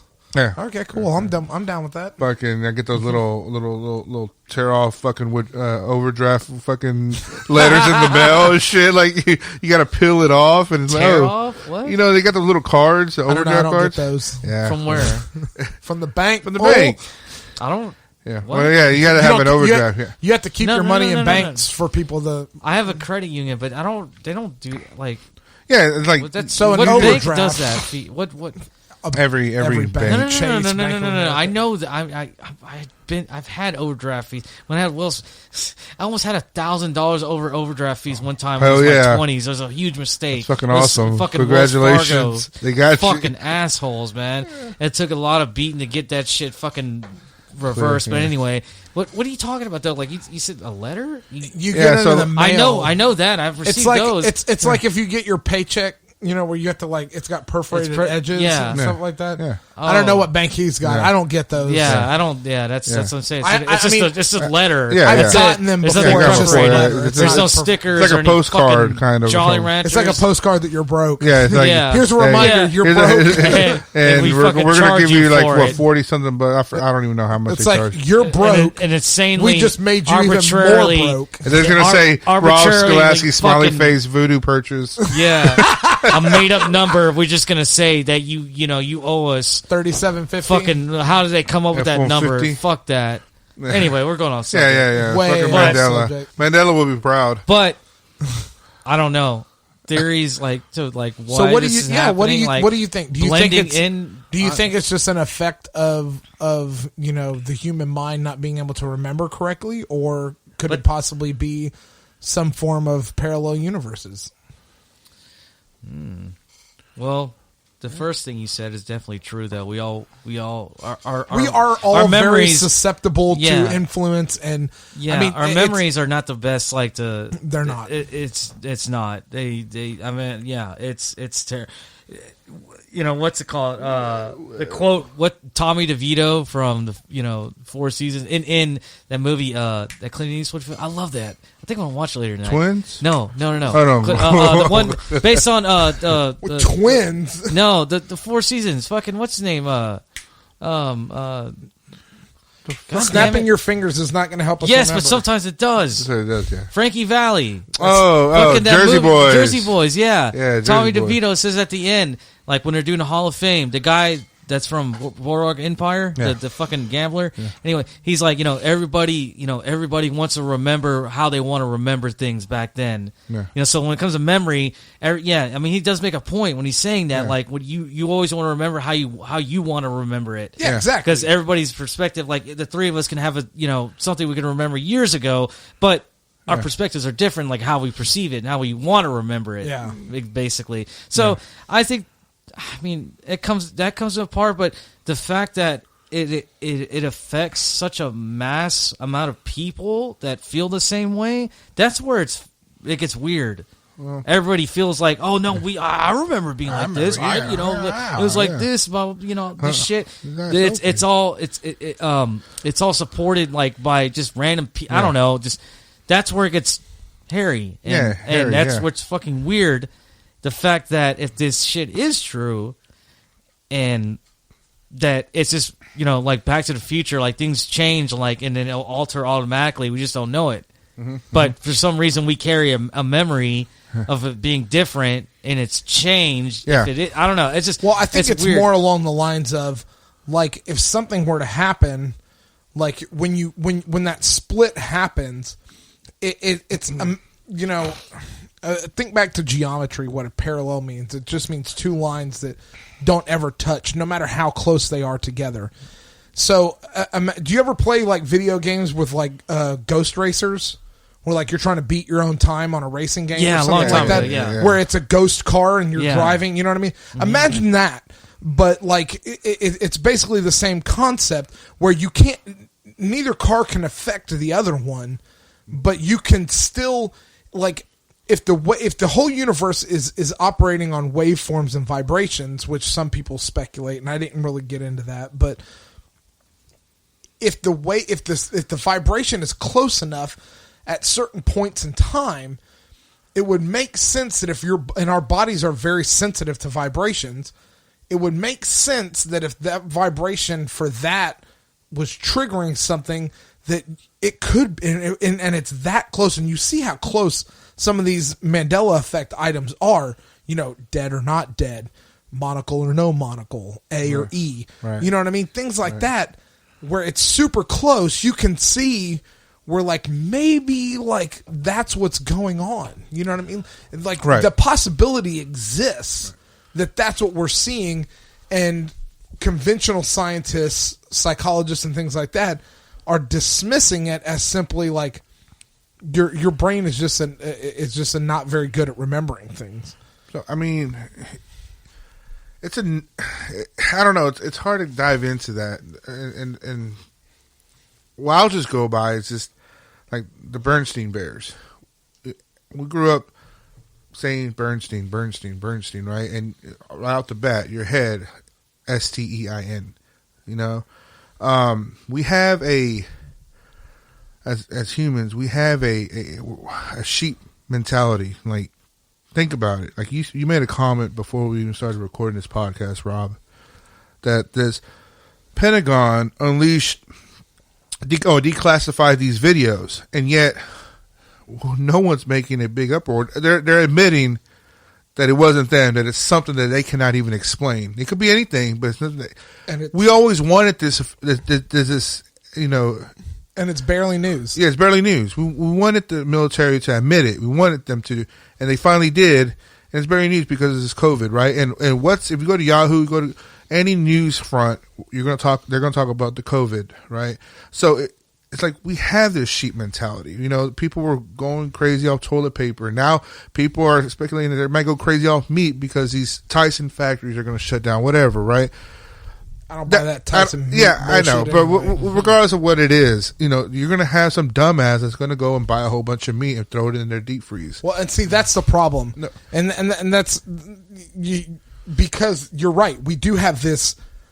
We do have a herd mentality, and we have this like you're going to react one way, so I'm going to react one way, and you don't know why you're doing it, right? Why he's doing it, but you're going to do it. Yeah. And it's the same thing as like you see videos of like people running down the street and looking over their shoulder like they're being chased, and they're passing people that are walking the other way, and then the other people look like they're being they're chased, looking like what the hell and they just on? start running. Exactly. You know what I mean? Yeah. We do. We have this herd like mentality. Black Friday. Like, everybody just wants to get shit for free, and then exactly at the end of the night, it's a whole bunch of shit that no one bought. Right. And so, I mean, that you're right. That is a big part of the human psyche, and that's one of those things that like you can use to explain this away. And it's a very easy to explain it away that way. And that may be correct. I don't know. I don't think that we could. But it could be everything what you explained as well. Right. It could be. You're 100% correct.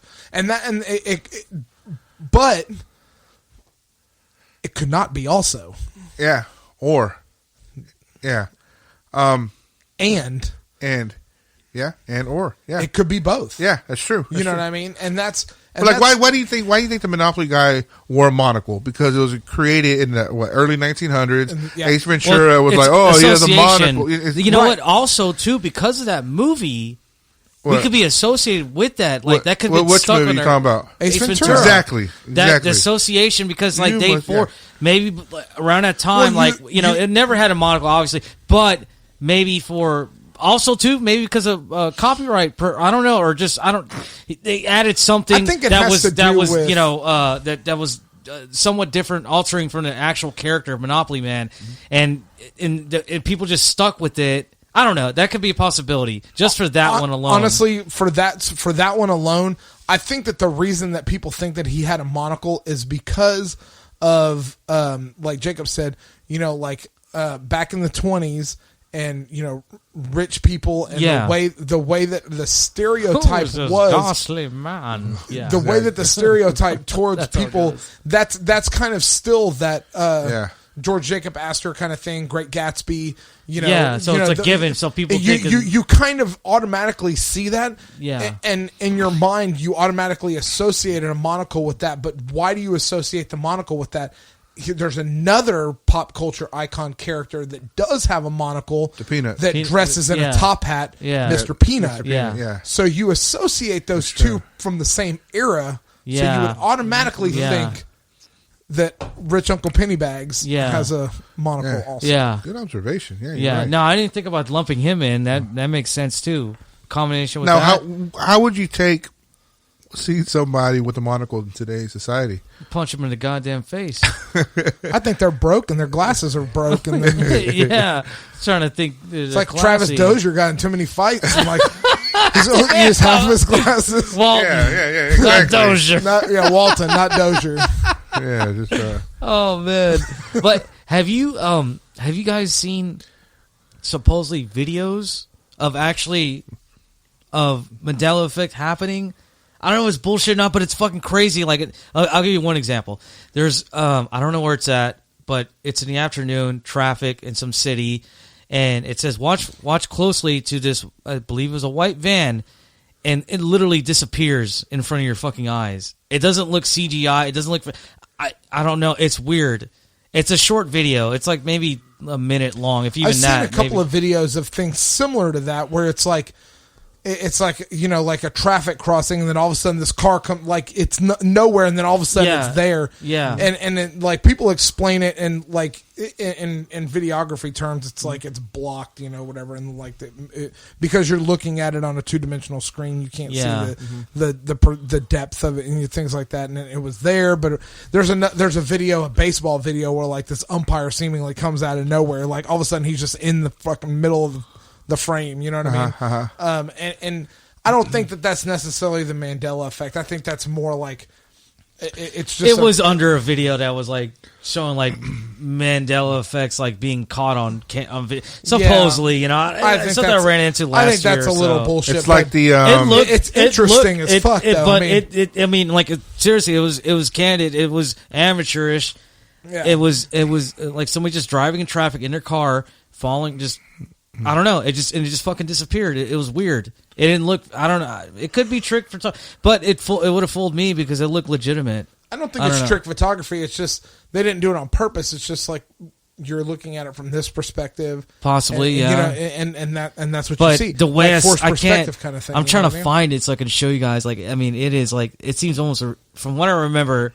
It seems like how do you disprove that? Or I don't know. It's like, for what it is, but it really does look like it's fucking disappearing in front of your eyes. It's just like we'll look at it after the show. Yeah, let me try to find it. World Trade Center 7, how they did a broadcast, BBC did a broadcast saying that World Trade Center 7 is down, but it's visibly shown in the background. Well, that's just because they were stupid. yeah. That's not a Mandela effect. Yeah, that's not a Mandela effect. But no, I'm talking about, I was saying that it's a camera effect, right? Because I think weren't they like in front of like a green screen or something like that? Was it? Well, it's a lot. You're seeing a lot of. I mean, you want to talk about bad camera stuff. I mean, you see it a lot right now in this COVID stuff, especially on the news. Is they're putting stuff out there like, you see people. I see it on Reddit all the time. People are commenting like, "Oh, that's me in this news footage that CNN's using for these people that are," and we're like, "Yeah, that was Black Friday last year in like Houston, you know what I mean? Not New York, waiting, you know what I mean?" And it's like all these news you have to take all that stuff with a grain of salt, you know what I mean? Listen to the story, take the facts away from the story, but leave all the fucking sensationalism aside from it. That's why I tried to, like, when we were talking about all these things, I tried not to sensationalize any of it. I just wanted to like put out the facts and say, hey, like, what do you remember this, and some of it was like it was leading questions, and I really wanted to give you pictures and say which one of these is correct. Well, that'd be good, actually. You just got lazy on us, didn't you? But well, no, it's because it's not visual for our audience either. Yeah. So one of the things they can Google it. What the fuck? Well, I mean, do you want to talk about it now? No, I'm just kidding. Go ahead. So one of the things that we're going to start doing, just so anybody listening, we're going to start live streaming the podcast. Oh yeah, here we are. So Jake, Paul, and I are working on this deal. We're trying to get everything set up and get it so that Friday nights when you're sitting around doing nothing, because everybody sits around at home doing nothing on Friday nights, you can just tune in on Facebook or YouTube and catch the podcast live streamed and look at our ugly mugs. And you don't have to wait till Wednesday when the podcast drops, so you can see what we're doing. On Friday night. Sexually too. Sexually, yeah. That means I got after hours, baby. That means I got to like get dressed. I can't wear like gym shorts and shit like that. You know, I can't look like a fucking schmuck in the middle of the podcast. Can't be extra naked and shit like you normally are. Yeah. Is there a hyphen in Kit Kat or no? There is no hyphen in Kit Kat. Because you fucking researched it. Yeah, I did. There is not? There is not. What about Kit Kat? What I was on a Zoom meeting this morning, like, and everybody was, the manager came on and was like, "Happy Friday, everybody." And everybody was like, "Hey, how's it going? Hey, how's it going?" I was like, "What?" And everybody started laughing. I was like, "Y'all remember that beloved commercial from the 90s? You know, like Louis Pena from Ant-Man? What?" Is he the one that did? No, in that movie. Ant-Man and the Wasp, he does that. That's Ultra. What's it called too?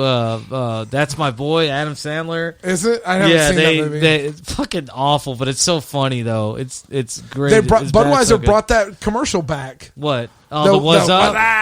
Damn. They're like, stay at home with your boys. Late 90s? What was that? I don't remember. Mid-90s? I remember. I know. What's it called? Is making fun of that. The cartoon show, The Flintstones. Can you spell Flintstones? Oh yeah, that's another one. Yeah. That it's spelled. There's only one T.